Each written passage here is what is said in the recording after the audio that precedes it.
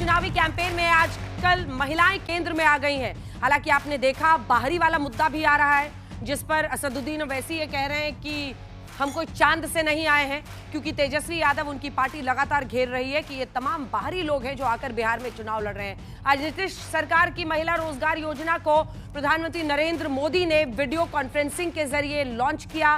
45 लाख महिलाएं योजना की लाभार्थी हैं। तो उधर प्रियंका गांधी ने पटना में महिला संवाद कर यह संकेत दिया है कि महिला वोटरों को लेकर महागठबंधन के पास भी अपनी रणनीति आई है। गौरव भाटिया जी भी अब आ गए हैं, तो तालियों के साथ पहले मेहमानों का ही स्वागत करते हैं। गौरव भाटिया, राष्ट्रीय प्रवक्ता भारतीय जनता पार्टी के हमारे साथ जुड़ गए। सुरेंद्र राजपूत जी, राष्ट्रीय प्रवक्ता कांग्रेस पार्टी के हमारे साथ जुड़ गए हैं। प्रोफेसर सुबोध मेहता आरजेडी का, तालियां तो बजा दीजिए आप लोग। प्रोफेसर सुबोध मेहता आरजेडी का पक्ष रखेंगे। और धीरेन्द्र कुमार हमारे साथ जुड़ गए हैं, जो कि मीडिया इंचार्ज है, नेशनल स्पोक्स पर्सन है एलजेपीआर यानी चिराग पासवान की पार्टी की। बात महिलाओं की हो रही थी। महिलाओं के नाम पर दोनों खेमे एक दूसरे को आईना दिखा रहे हैं। जहां प्रियंका गांधी और तेजस्वी यादव कह रहे हैं कि अब ये योजना लॉन्च की, तो उधर प्रधानमंत्री मोदी ने कहा है कि मोदी और नीतीश दो भाई आपके लिए लगातार काम कर रहे हैं। प्रधानमंत्री ने लालू के कथित जंगल राज में महिला सुरक्षा का मुद्दा भी उठाया। तमाम मुद्दे आज उठे हैं।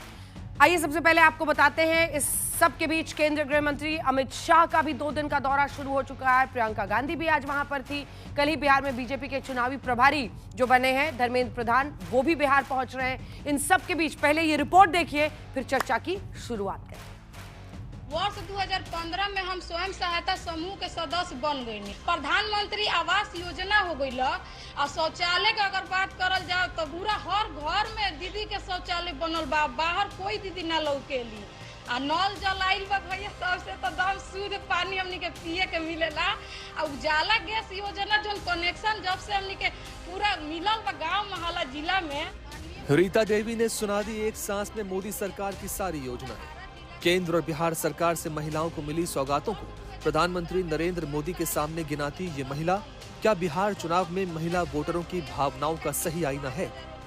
75 लाख महिलाओं के खातों में रोजगार के लिए 10-10 हजार रुपयों की मुख्यमंत्री रोजगार स्कीम लॉन्च होने के मौके पर वीडियो कॉन्फ्रेंसिंग से ये महिलाएं प्रधानमंत्री के साथ संवाद कर रही थी। आपके 2 भाई नरेंद्र और नीतीश जी मिलकर आपकी सेवा, समृद्धि और आपके स्वाभिमान के लिए लगातार काम कर रहे हैं। महिलाओं को लेकर एनडीए कैंप के इस बड़े दांव के बीच महागठबंधन के लिए पटना के सदाकत आश्रम यानी कांग्रेस दफ्तर में सांसद प्रियंका गांधी वाड्रा ने महिला संवाद किया। मेरा यही एक दर्द है, जो कि हम लोग मशरूम के नाम पर हम लोगों को 10 दीदी का समूह बनाया और उसमें एक दीदी के नाम पर 3.5 लाख लोन पास करवा लिया। 2 बार नोटिस आ गया, हम लोग को बैंक से धमकी मिल रहा है, जो कि आप अगर पैसा नहीं जमा कीजिएगा लोन तो आप लोग के ऊपर कानूनी कार्रवाई की जाएगी। प्रियंका के मंच से ये संदेश देने की कोशिश हुई कि आज बिहार की महिलाएं त्रस्त हैं। 20 सालों से ये 10,000 रुपए आपको क्यों नहीं दिए? अब चुनाव आ रहा है तो उन्हें कह दिया कि 10,000 रुपए आपको मिलेंगे।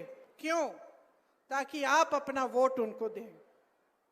सिर्फ एक ही मकसद है, एक ही नियत है। न सिर्फ एनडीए की नियत पर महागठबंधन के नेताओं ने सवाल उठाए हैं, बल्कि तेजस्वी यादव का दावा है कि महिला रोजगार योजना तो उनके वादे की नकल है।